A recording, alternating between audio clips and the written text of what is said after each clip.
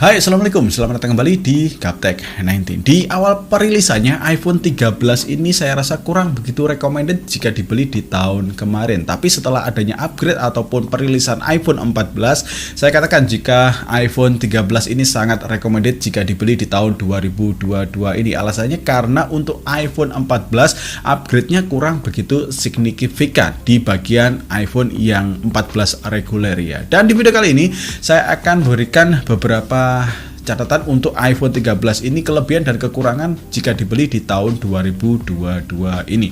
Yang kita bahas yang pertama adalah dari segi harga terlebih dahulu. Untuk harga iPhone 13 ini masih tersedia di situs iBox resmi Indonesia ya. Untuk bandrolnya di angka sekitar 14 jutaan atau 13.999. Untuk varian yang bekasnya biasanya dibanderol di angka sekitar 12 sampai dengan 13 jutaan melihat untuk kondisinya. Kemudian kita bicara masalah yang manis-manis terlebih dahulu untuk si iPhone 13 ini. Untuk kelebihan yang pertama untuk iPhone 13 ini jelas dari semua iPhone ini adalah kelebihan dari iPhone dibandingkan Android, yaitu adalah user experience-nya.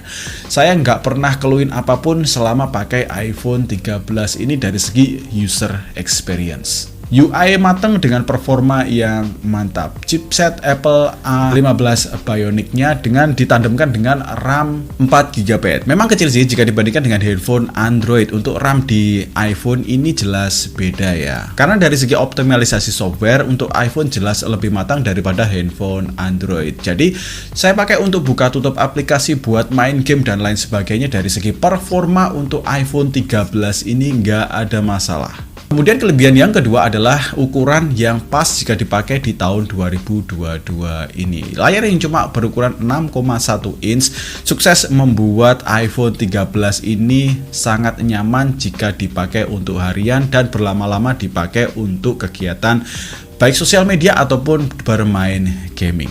Ukuran yang paling nyaman di handphone yaitu adalah ukuran antara sekitar di 6 inch sampai dengan 6,3 inch untuk tangan saya atau ukuran normal tangan orang Indonesia. Tapi dari segi kenyamanan untuk iPhone 13 ini memang dari segi gripnya untuk iPhone 13 ini memang menang. Tapi untuk kenyamanan di bagian untuk ketajaman untuk iPhone 13 ini kurang begitu nyaman. Jadi alhasil selalu saya pakaiin case untuk iPhone 13 ini agar lebih enak lagi untuk dipakai di tangan saya. Kemudian kelebihan yang ketiga adalah baterai yang sangat awet. Saya pernah pakai untuk iPhone 13 mini dan alhasil saya pernah merekomendasikan untuk iPhone 13 mini dengan kelebihannya adalah baterai yang awet. Jadi untuk iPhone 13 mini saja saya pikir untuk iPhone tersebut sangat awet. Dan ini adalah ukuran baterainya juga lumayan jumbo atau di atas dari iPhone 13 mini. Ini terasa sangat awet jika dipakai untuk harian saya. Dengan kondisi seharian saya adalah pemakaian yang sedang ke pemakaian yang berat dengan sedikit gaming. Untuk handphone ini bertahan bisa sampai 1 harian dengan 1 kali charge di pagi hari. Meskipun untuk handphone yang saya pakai ini adalah handphone bekas dengan baterai health yang nggak 100%. Jadi jika kalian pakai handphone iPhone 13 ini dengan baterai health yang masih 100%, alhasil untuk performa baterainya ini juga sangat lebih oke daripada iPhone yang saya pegang ini. Kemudian kelebihan yang keempat adalah di bagian perekaman videonya. Untuk iPhone 13 ini sangat recommended jika dipakai untuk merekam video. Nggak cuma stabil, untuk fitur-fiturnya di iPhone 13 ini juga sudah lengkap. Cinematic mode juga sudah tersedia untuk iPhone 13 ini. Kemudian untuk fotografi style juga ada untuk iPhone 13 ini. Dan untuk kestabilan di iPhone 13 ini memang sih masih kalah dengan kestabilan untuk iPhone di iPhone 14. Di iPhone 13 ini juga masih sangat oke karena sudah pakai sensor shifting OIS, nggak cuma untuk OIS yang biasa ya untuk iPhone 13 ini. Jadi untuk hasil perekaman videonya ini jadi lebih stabil daripada handphone yang cuma pakai sensor OIS saja. Kemudian kelebihan yang kelima untuk iPhone 13 ini adalah sudah support jaringan 5G atau jaringan masa depan. Jadi jika kalian pakai untuk handphone ini sekitar berlama-lama mungkin 3 sampai dengan 4 tahun dan jaringan 5G yang di Indonesia ini sudah berkembang pesat. Jadi untuk iPhone 13 ini juga nggak ketinggalan. Meskipun untuk jaringan 5G yang sekarang ini belum ada tanda-tanda untuk menyebar di seluruh Indonesia.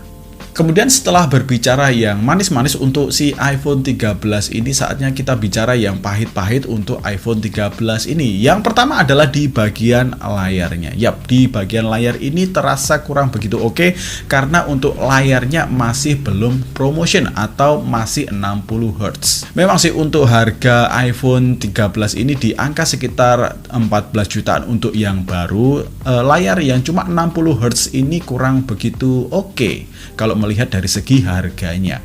Mungkin di handphone Android yang di harga sekitar 3 sampai dengan 4 jutaan mungkin sudah ada yang pakai 120 Hz, dan di iPhone, untuk iPhone yang seharga 14 juta saja ini masih pakai layar yang 60 Hz. Tapi untungnya untuk iPhone 13 ataupun iPhone lainnya yang pakai refresh rate 60 Hz ini untuk transisi antara aplikasi ke aplikasi lain ini berjalan smooth. Jadi layar 60 Hz di iPhone 13 ini terasa oke-oke saja dan nyaman-nyaman saja jika dipakai di tahun 2022 ini. Kemudian kekurangannya yang kedua untuk si iPhone 13 ini adalah di bagian hasil kamera di minim cahaya. Yap, jika nggak dibandingkan dengan handphone yang lain ataupun flagship Android yang lain, iPhone 13 ini masih oke untuk hasil jepretannya baik di kondisi banyak cahaya dan minim cahaya. Tapi jika dibandingkan langsung dengan handphone Android di kelas flagship, jelas untuk di bagian minim cahaya iPhone 13 ini kalah jauh jika di-compare untuk dari segi hasil foto di kondisi malam hari, terutama untuk kondisi yang super gelap. Oke, itulah tadi adalah kekurangan dan kelebihan iPhone 13 jika dibeli di tahun 2022 ini. Dan kesimpulan untuk iPhone 13 ini sudah saya katakan di awal tadi. Handphone ini sangat recommended jika dibeli di tahun 2022 ini. Di harga yang sudah agak lumayan turun dari harga awal perilisan kemarin, iPhone 13 ini mungkin akan turun lagi setelah iPhone 14 rilis resmi di Indonesia. Mungkin saja untuk harganya berturun lagi sekitar 1 juta ataupun 2 jutaan. Jadi jika kalian berminat untuk beli iPhone 13 ini, mending ditahan dulu sampai iPhone 14 resmi rilis. Kemungkinan untuk harga yang baru di iBox-nya untuk iPhone 13 ini akan turun. Oke, demikian saja untuk video kali ini. Terima kasih banyak sudah menonton video ini dari awal sampai akhir.